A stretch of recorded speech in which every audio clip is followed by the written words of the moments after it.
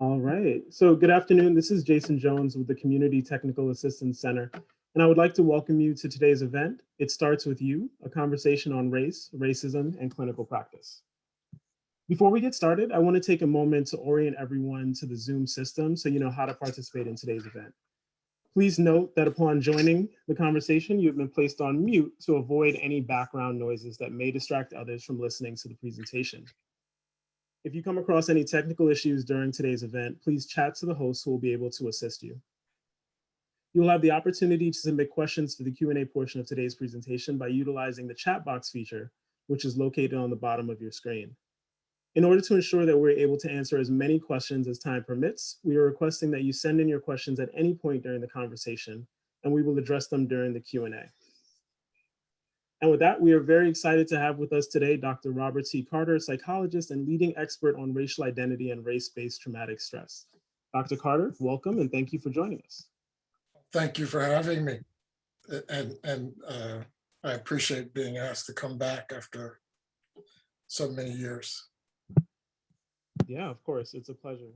So with a conversation like this, I'm tempted to just delve right in with some of the tougher questions that I think many of our clinicians will want to ask you. But I think just to open up, I would really love for everyone else to hear about your work on race-based traumatic stress that you've been doing for 20 or so years now. So one of the problems when you've been working on something so long, it's hard to figure out where to start or where to start talking about it. I guess maybe I should start at the more recent efforts on my part. In 2020, colleagues and I authored two books, one called Measuring the Effects of Racism and the other called Confronting Racism. And they were designed to address the combination of issues that I think are associated with race-based traumatic stress, which is the mental health assessment and recognition side and the redress side within the legal arena. With the publication of those two books, I also put up an online course on race, racism, and racial identity. In part, I think because I wanted to share the perspective that I think I bring to that discussion that I think is a little different than perhaps other people may approach talking about race and racism. With regard to race-based traumatic stress, I guess I'm just at the point where I'm wanting to share more with clinicians and other professionals about what I think is a complex construct and a complex experience that I want people to understand better. That makes a lot of sense. And for the folks that are unaware or haven't seen our previous offering with you, which was some time ago, and that's credit to how much work you've been doing.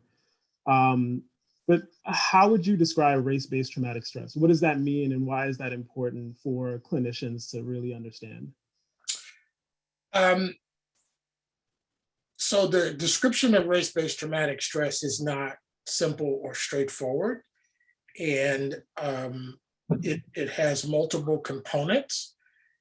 And in my first published article, not the first published article, but the earlier on published article in 2007, where I introduced the concept at length, I tried to lay out the various components of race-based traumatic stress. But I think it helps to know, in part, what were some of the sets of experiences that led me to the consideration of such a notion. So I initially was asked to be involved in multiple legal cases as an expert witness.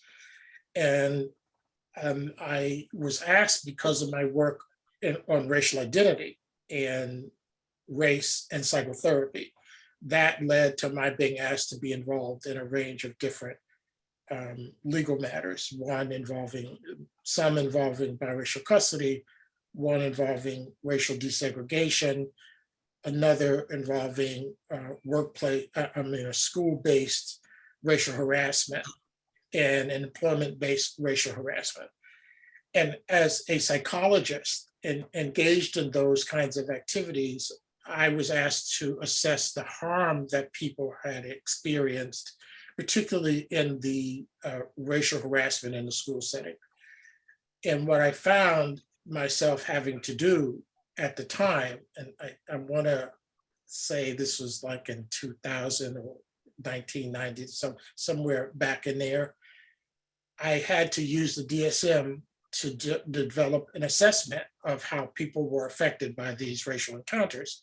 And DSM offered me PTSD, it offered me depression and anxiety and things of that nature, stress disorders, et cetera, but they were not associated with the experience that people had. That may have been the reaction they had, but it wasn't based on the experience that they had. So it was a hard sell in my mind to make a cogent argument in a legal matter that these people were harmed by these racial encounter in a way that caused them some level of impairment. The difficulty was linking the psychological, emotional reactions to what happened to them. There wasn't a real basis to do that in the mental health arena. And I'm going to make a really long story short, or shorter, because then I got involved in the towers attacks happened. And then there was lots of energy around PTSD and trauma reactions and preparing communities to be prepared for handling these kinds of events. And I got involved in some work with the National Center for PTSD in the state of Connecticut and the disaster preparedness, which took me into the area of trauma and understanding trauma and how people were being affected by stressful events. At the same time, I was still trying to figure out what was happening in these legal cases. And so to understand what was happening in the legal arena, I also sought out a fellowship with the Ira Glazer. I sought out an Ira Glazer racial justice fellowship with the ACLU, was awarded the fellowship and began to learn about the racial discrimination laws. So those sets of experiences led me to think that, is it possible that racial encounters can produce stress? And is it possible that that stress could also be traumatic? And that's when I began to think about the connection between the legal forum, where most racial justice has been, progress have been made in the legal arena, and the mental health side, because in order to make a claim of psychological harm, there needs to be an assessment procedure, a way to recognize what happens to people, and that needs to be in place, because if you present it in a court of law, it needs to stand up against in the adversarial process where it will be challenged.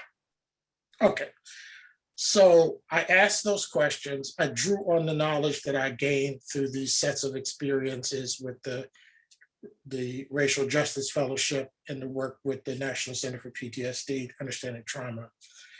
And that's where the idea about race-based traumatic stress sort of began to flower.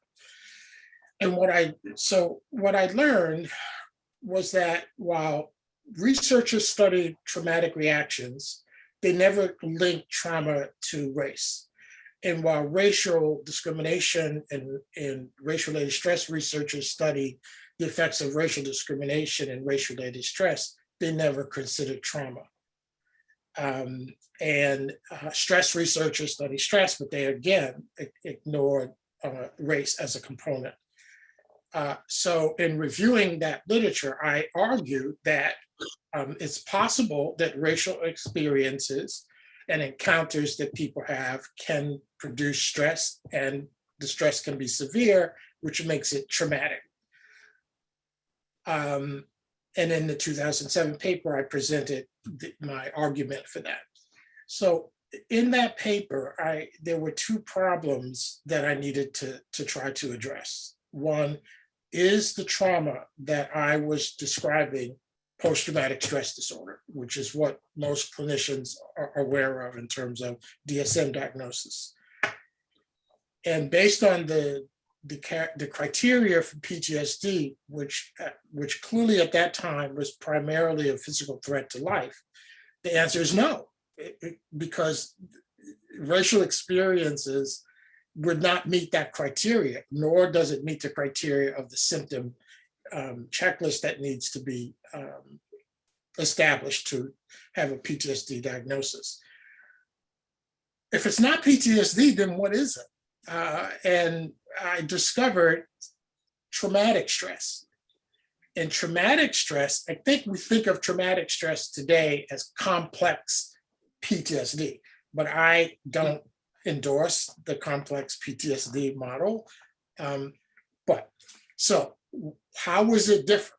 Traumatic stress criteria was emotional pain, not threat to life. And that was aha. That seems to fit what one might experience in a racial encounter. Now, I want to make 2 points. A, people who are subjected to racial discrimination experience stress from those experiences. So the literature is well documented that those experiences are stressful. What is not clear from that literature is whether or not the experiences rise to the level of being traumatic, and how do we separate stress from trauma? Well, the way that I presented traumatic stress from racial experiences was I stepped back and asked, how do we understand and think about racism? And when we talk about racism, we generally talk about it in generic terms as individual, institutional, cultural, systemic, structural, et cetera. But if you try to say that structural racism experiences of poor education, underfunded schools, and poor medical care, you cannot link those aspects of systemic racism to individual psychological and emotional reactions. They're too broad and too generic. And so there needed to be a bridge between how we understood or defined racism. We needed a way to bridge those experiences or definitions of racism to getting closer to an individual's racial encounter and his or her psychological emotional effects.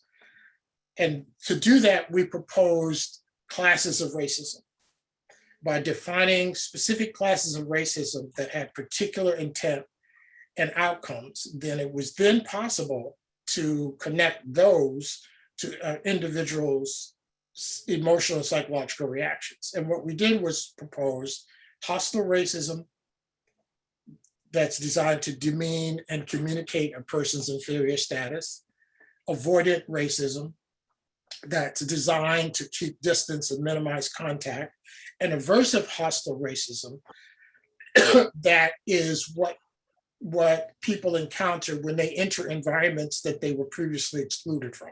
So they may be admitted to the environment, but when they are in the environment, they experience aversion and hostile actions directed at them. So school kids who were brought to white schools to integrate them were met with a considerable amount of hostility and aversion. All right, so now by having the classes of racism, it's now possible to link psychological and emotional reactions to a person's racial encounter. Yeah, so we know that if someone experiences an encounter as an emotionally painful, primary criteria, they also have to have experienced the encounter as out of their control and sudden. Not something they choose to do or engaged in voluntarily, but it was out of their control and sudden. That type of experience is critical to triggering the psychological and emotional symptoms that we attribute to a traumatic reaction. The symptoms are similar to some of the symptoms that we recognize in PTSD, but they don't manifest quite in the same way, and they don't operate in the sort of checklist manner that is laid out in the DSM. So I suggest that they are more clustered and then can present themselves in a range of different ways. But we have intrusion, re-experiencing, avoidance, depression, anger, guilt, shame, et cetera, et cetera, et cetera. As a group set of reactions, so that there's not necessarily a checklist. They're more individually tailored to the person's personality, disposition, prior experiences, and so forth. Now, when I first proposed race-based traumatic stress, I presented it as a non-pathological assessment category, because I thought it was important to move racial experiences, reactions to racial experiences out of the domain of mental illness. I do not endorse that race-based traumatic stress is a form of mental illness. Rather, I proposed in 2007 and in my most recent book in Measuring that race-based traumatic stress is a emotional and psychological injury that fits within the legal definition of intentional infliction of emotional distress. Okay, that's a very long-winded answer to your question. And I'm going to pause and see if you have other questions. No, for sure. I think, and I thank you, because that gives us a lot of context in terms of how the terminology has come about, but also the reasoning for it. And what I heard within that was that there's not only the acknowledgement of the impact of racism and discrimination, but there's also action behind it. There's measurement of it. And for me, that's the interesting part, which leads me to my next question, which is a little bit more complex, but I would love to get your perspective on it. Given what we now know about the linkages between racism and trauma and traumatic stress,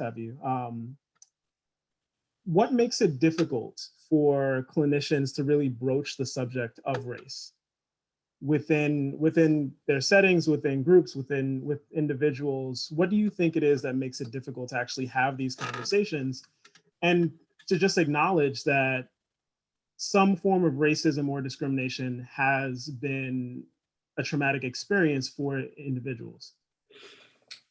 You're right. That is a more complex question. And I try to address this a little in my online course on race, racism, and racial identity.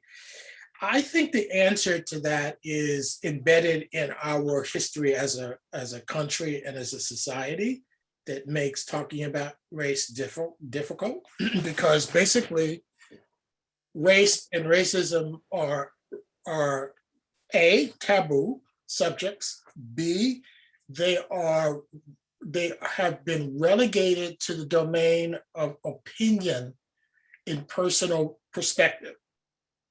They've been treated as if it can be anything anyone wishes it to be, and that there is little kind of objective reality associated with race and racism. That the things associated with race that occurred in our society were just how people felt and things of that nature. So that made dealing with race much more complicated because it made it easier to be dismissive of it. And in our society and our culture, one of the things I do in my course is I talk about American cultural patterns. And in according to American cultural patterns, facts and evidence are supposed to be objective, not subjective. If something is subjective, it's devalued and treated with less seriousness and has less validity associated with it. So when we say that race is someone's opinion or point of view, and this is reflected in the behavior where someone makes a statement, is called out as, and someone says their statement is racist, they simply declare that they're not racist. And that's sufficient for them to say whether they are or not. So to me, that's an illustration of the the manner in which we treat or have treated race and racial experiences as a matter of subjective experience or perception. That makes it more difficult because there's not a firm ground to stand on in which to have those discussions, which is why I think racial identity, both as theory and research-based evidence, is so important, because it says people vary in how they understand themselves as racial beings. And that understanding offers variability, and it removes skin color as the marker of understanding of race. So therefore, that when we remove what you look like as being an indicator of what you understand about race and really concentrate on how you think about yourself, then that changes the dynamics of that conversation. So in my first book, The Influence of Race and Racial Identity in Psychotherapy, I sort of lay out how racial identity tells us a lot more about how race operates within our clinical interactions than does racial group membership or skin color does. So I think those elements about race and racism make it difficult to talk about. It also, what makes it difficult is that we have assumed that the persons who have race are people, are called people of color, Black people, racial minorities, et cetera, that group. And we have excluded whites from that group or category. I don't operate from that vantage point. I operate from the perspective that we all have race, and race is not a bad thing to have, or it's as part of who we are as human beings. For whatever reasons, race as an aspect of personality has become really critical in our society, because we structured the society, in my view, on the basis of racial group memberships.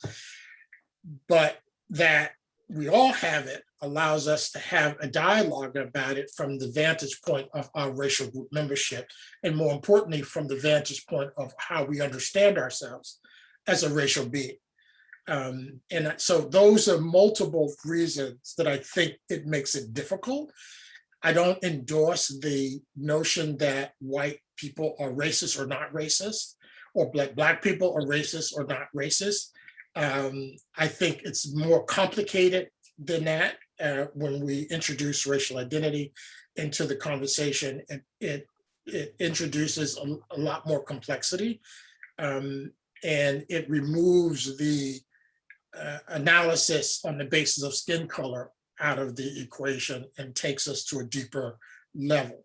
So when we can get past the taboos and the notion that race is a subjective notion or point of opinion, then I think we can advance the conversation more expeditiously than treating it as just something as what someone thinks. And I think that idea of kind of devaluing what an individual says as just simply an opinion, it's pervasive, right? We see examples of that all the time, where someone's just like, oh, well, I'm not racist, and that's the end of that. They have no regard for the experience of that individual. Or I think another part of it is a lack of understanding of structural racism and how that really is what's embedded within the nation. Yeah, I would agree. Um,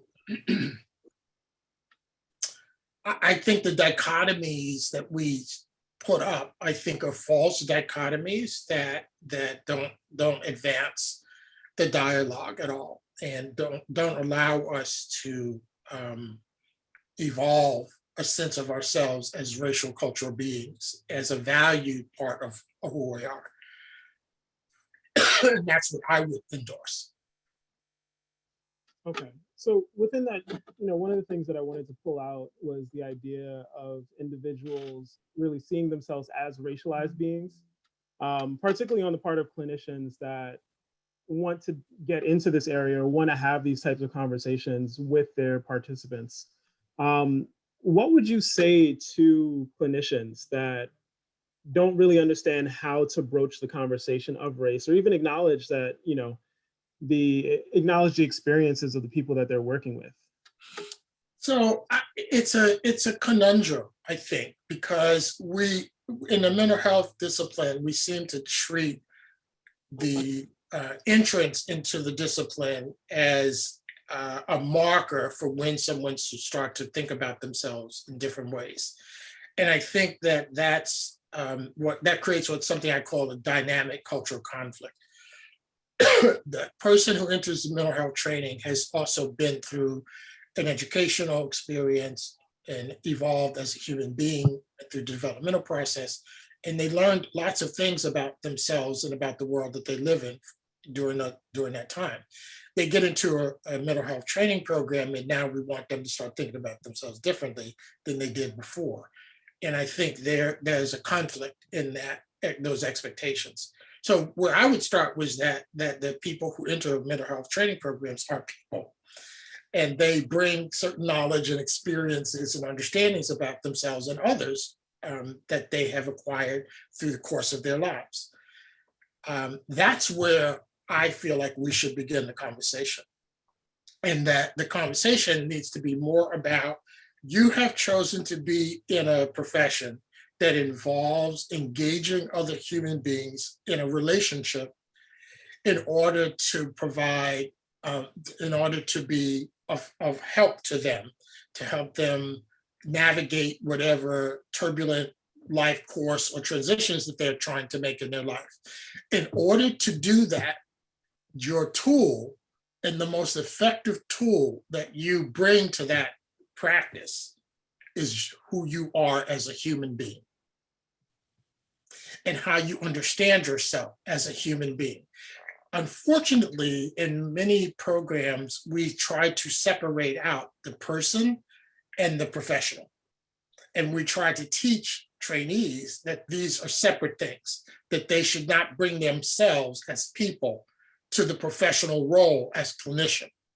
I take strong issue with that and argue that they are human beings, and that what they bring to the profession is qualities that they have as human beings that make them empathetic and compassionate and caring. And that's what helps them qualify to be a mental health professional. And to the extent that they're willing to minimize or to not allow their own foibles and issues interfere with that process, then they can be effective clinicians. So in my training, when I was deeply engaged in this, I took pains to acknowledge that people bring information and experiences with them into the training program. And we need to start there to understand what it is that you learned about yourself as a racial cultural being. What did you learn about other people as their, with respect to their group membership and so on. And it's not good or bad or indifferent. It's just that you need to know what it was you were taught, and you need to know how those lessons may affect how you perceive people, how you interact with them, what you feel about them, et cetera. And the deeper you go in building that understanding of self, then the more effective you will be at learning techniques and strategies to engage clients, particularly around something that is not typically brought into the consulting room, which is race and racial experiences. They're not brought by clients because because most clinicians are not taught effectively to deal with this, and people who go to seek them out know that. So if I were to seek out mental health guidance from someone, I would not bring this stuff up, not at all, because I know they have no sense of how this affects my life. So that we need to start there, I think, and then they need to gain knowledge about the experiences in our society that people have around race and racism. That's interesting because hearing you talk about just how we're training clinicians, it made me think of my own training and how I was taught in both ways. One, that, you shouldn't put yourself in the room and you should just concentrate on the person in front of you or the people in front of you. And at no point should you impact the space. And then I was also taught, which I agreed with more, that who I am as an individual is already impacting the space. And people see me a certain way and they act accordingly, or, it really changes the perspective. And I think because we're hearing these two different ideas, we're having this issue with constantly questioning, okay, what do I talk about? How do I remain authentic within this space? Or what's really within my jurisdiction, right? Because the last point that you made is that people may not even come to you thinking that they could talk about racism, thinking about that they could talk about issues of discrimination, because that's not the expectation within that space. And I'm wondering, from your perspective, should clinicians bring that up in the first place? Should they say that they're open and willing to talk about issues of racism and discrimination? My answer is yes and no. So again, back to I don't wish to be a commercial, because I'm not usually, but in the influence of race and racial identity and psychotherapy that was published in like 1995, and that follow-up book on racial identity theory, we talk about, how does race enter the clinical interaction? And whether, I don't believe in the approach of should the therapist ask the client about, are they comfortable with them if they're of a different race or same race or whatever. I think that's phony, and I don't think that's genuine. And so I like your word being authentic. If you want to be authentic, I think you have to be who you are. And you have to be who you are through the framework of a clinical practice. And so I don't endorse the separation of person and professional. I would advocate that there be more of a merger. I do think there are professional boundaries that should be respected and honored and adhered to, but I don't think you can remove yourself as a human being, because when I was in training and I sat across from a client early on in my training, the thing that I knew most was what I brought in terms of my own life experiences, not the techniques and strategies that I was taught. That all went out of my head the moment this person sat down in front of me and I said, how can I help? They start talking and all that stuff went away. What was left was me. And I think this is true for most people who have their initial clinical interactions. It takes a while to figure out how to be your authentically yourself, the human being, through the lens of professional helper. So I don't endorse that. My position is that race is in the room all the time, whether you're of the same race or of different race. It doesn't matter. It's always present because it's present and embedded in our society and the structure of our society. So it cannot be avoided. Whether or not and how race interacts or influences the presenting issue that the person brings is a question the therapist should always have in the back of their mind. Should it be directly addressed? No, not necessarily. But if you recognize that it's there and you use that recognition and knowledge in your work with your client, then you don't have to address it directly. You could still talk about it, but talk about it in indirect ways. I'm not sure if I'm being clear, but in treating a white male client, I never brought up issues of race in the issue that he's presenting, but I recognized that one of the things that was operating for him was white male expectations that he was trying to live up to and not doing a very good job of in his own estimation. So I never said that to him, but I was able, I think, in the course of the treatment to integrate my understanding of that dynamic and raise it in a way that was more palatable to him and in a way that he could hear it. And I think that helped us move the dialogue along. In other clinical interactions that I've had where clients who I was seeing assumed that I would understand their suffering. The word race never went into that, but that's what the person was suggesting to me, that I'm a Black man, I must have suffered. And while some of what she was saying was true, I could use that as a tool in the clinical interaction, but not bringing it into the room directly. So I don't think direct engagement is what's important. I think what's more important is that the clinician makes a conscious effort to understand herself or himself as a racial cultural being, to understand what that means to their life, what it means to their interactions with others, how it shaped their life, good, bad, and indifferent, how it influences perceptions of them, et cetera, et cetera, et cetera. That doesn't have to be something you talk about with a client, but it should be something you bring to the interaction.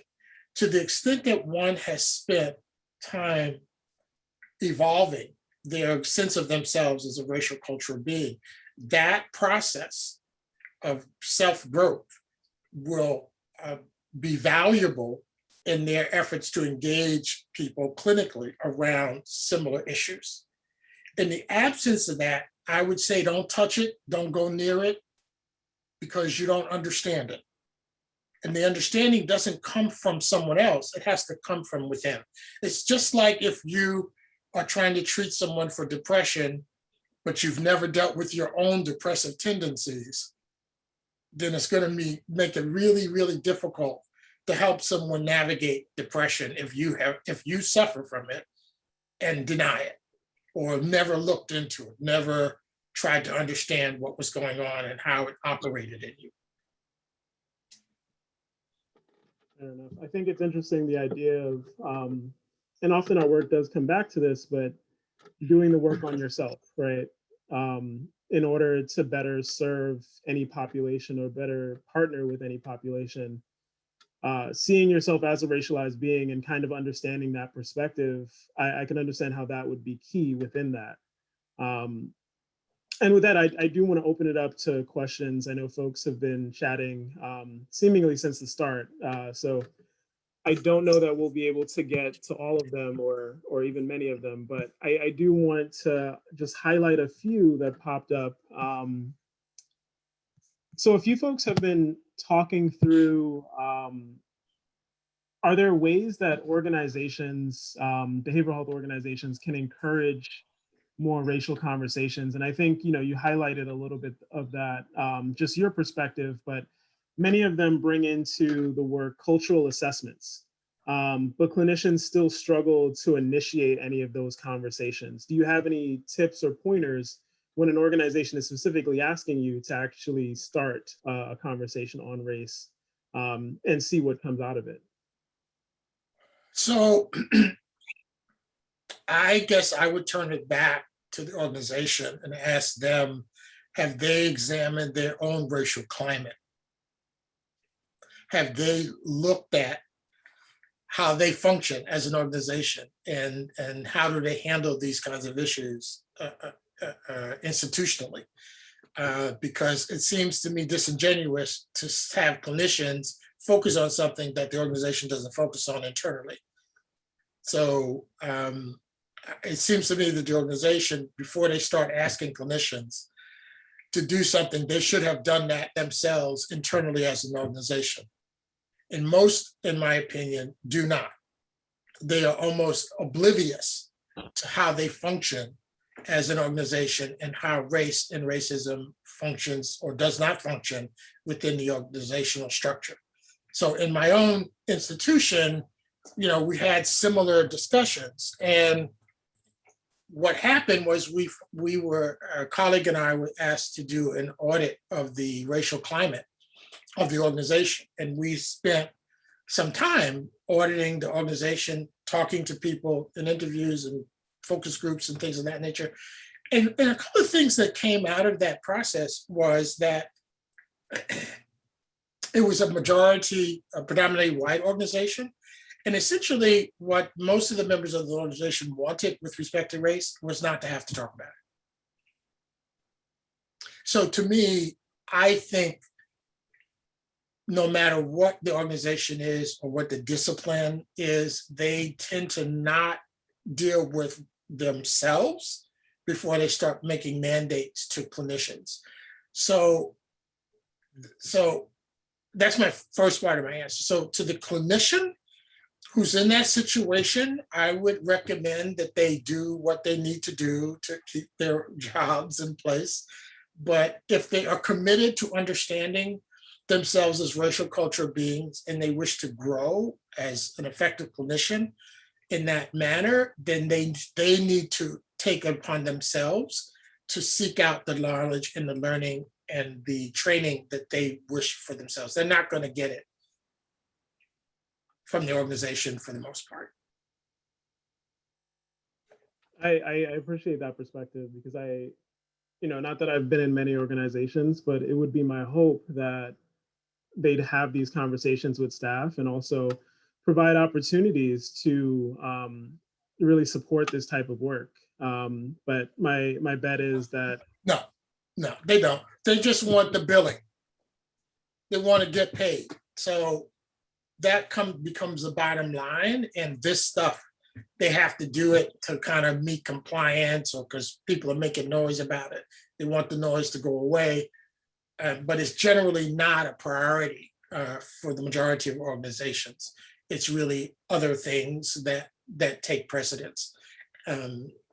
I think I would like to see more organizations have the courage and wherewithal to tackle these issues structurally within the organization and to be more genuine and transparent about their efforts to grow as an organization and to incorporate these kinds of issues into how they function. Agreed.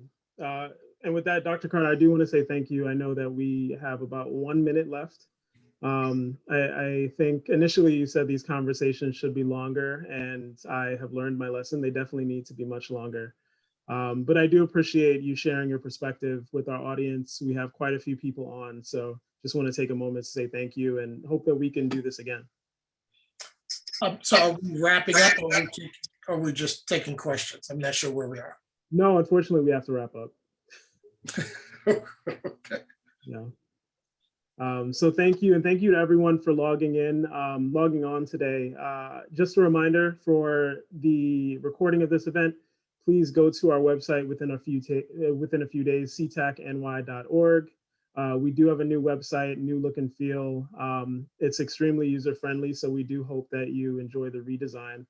And also take a look at some future and upcoming offerings that we have for you as well. So again, thank you for joining us. Dr. Carter, thank you for an amazing conversation. And we hope to have you join us again. Thank you for having me. All right, take care, everyone.